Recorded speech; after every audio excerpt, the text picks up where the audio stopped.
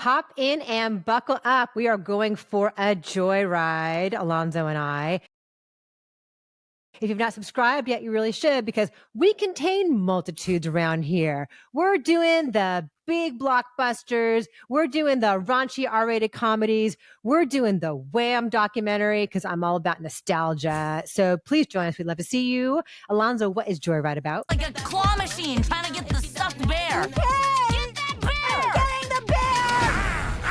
Joyride is a very R-rated comedy about four friends making their way through China. It centers on two best friends, Audrey, played by Ashley Park from Emily in Paris, and Sherry Cola, who between this and the upcoming Shortcomings, it is the summer of Sherry Cola. I'm just going to call it now. Anyway, they are lifelong friends. Audrey, always very overachiever. She's a successful lawyer. Lolo, a little bit of a dreamer, does erotically charged art, but lives in Audrey's garage.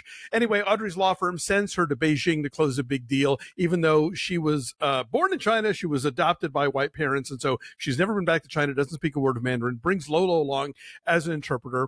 Along the way, find out that tagging along for this trip are going to be Deadeye, played by Sabrina Wu, Lolo's socially awkward and K-pop obsessed cousin, as well as Kat, Audrey's college roommate, played by Everything Everywhere's Stephanie Hsu, who is a Chinese soap star. And misadventures ensue. This is a very funny, very ribald film about women with sexual agency, which is exciting and we don't see nearly enough in movies. Unlike the recent No Hard Feelings, where Dave pointed out they use their nudity on comedy but not on sex. This movie is actually a little more open to the idea of being about sex but also being about nudity for comic purposes, as well as a lot of other things for comic purposes. It is culturally specific, but not in a way that makes it not universal. I enjoyed the specificity of that in the same way that, as our friend Roger Ebert always says, the more specific you get, the more universal you become. And yeah, there's some sentimentality toward the end. It's about friendship bonding and whatnot, but the laughs are frequent and big and outrageous, and I really enjoyed this. I really enjoyed it too. And it's funny that you compare it to No Hard Feelings because I feel like this does the sentimentality and the emotion more effectively. Agreed. Like it slows down and maybe the tonal shift is a bit awkward to that sometimes given like the high heights of the insanity that it comes from. Yeah. But like the sentiment rings true and these actresses are all so good and they have such great chemistry together that they really sell it. And I think anyone can relate to like, I was this kind of person with this friend at this point in my life, and now I am this kind of person with this friend because Lolo is a childhood friend who's known her forever, but Kat, the Stephanie Hsu character, knows her from college and knows like a more ambitious and kind of polished version of Audrey. And so, and Kat and Lolo have this rivalry about who's really Audrey's best friend. Yeah, and that seems like a thing that unfortunately does happen with women, and that but yeah, men too. Is it? I laughed a lot though, and it pushes through a lot of the boundaries that like Bridesmaids and Girls Trip already pushed through. Like this obliterates them in terms of what women can do in an R-rated comedy, but also really obliterates like really offensive and outdated racial stereotypes about Asians and how they should behave. And as far as like Crazy Rich Asians did this somewhat as well, as far as like the sexual appeal of Asian men, the guy who is Kat's fiance, her co-star on the soap, like between him being shirtless and like some of the guys that they run into along the way on their adventures, there's some fun cameos here.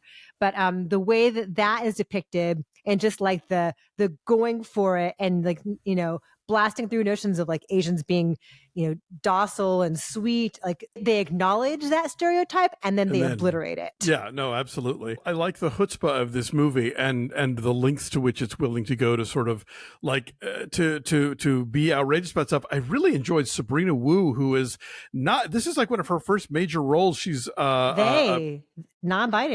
Oh, the character was. I didn't know the actor as well. Oh, yes. Forgive me. They are mainly known as a TV writer and stand-up, but this is a big role for them. And just like this center of crazy calm in an otherwise like really, often frenetic movie, I really appreciated what they brought to it.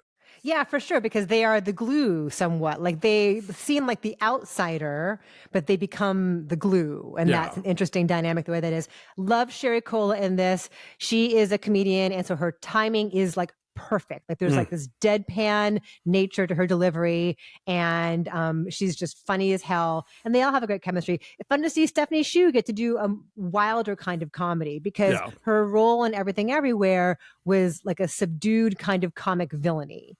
And here she gets to be just brash and sexual. I think and funny. Jobu Pataki gets some pretty big moments along the way. But I hear you. I see what you mean. It's a little different. I love the costume design, which brings a question up that like I shouldn't be asking, which is there's a thing that happens with their luggage and a train. Like, how do they have nonstop wardrobe changes?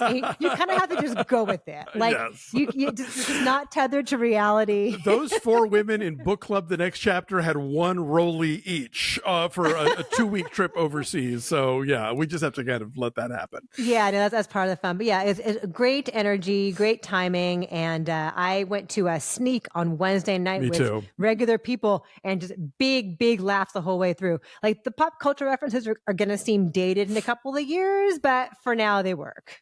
Yeah, no, I was really charmed by this. Adele Lim is her first time directing. She was one of the writers of Crazy Rich Asians. I want to see what else she's got, because she does a lot of interesting juggling of tones. There's a lot of setup and payoff, which I always appreciate in comedies. We don't get that nearly enough. And yes, American movies have been really letting down the side about objectifying the beauty of Asian men for a long time. So I'm glad that we have a new wave of films that are making that happen. Absolutely. What's your number? I'm going to say a 7.8. I think this is one of the funnier films I've seen in a while, and I hope people check it out. 7.5. Go see it in a theater. Go laugh your ass off. Joyride is out now.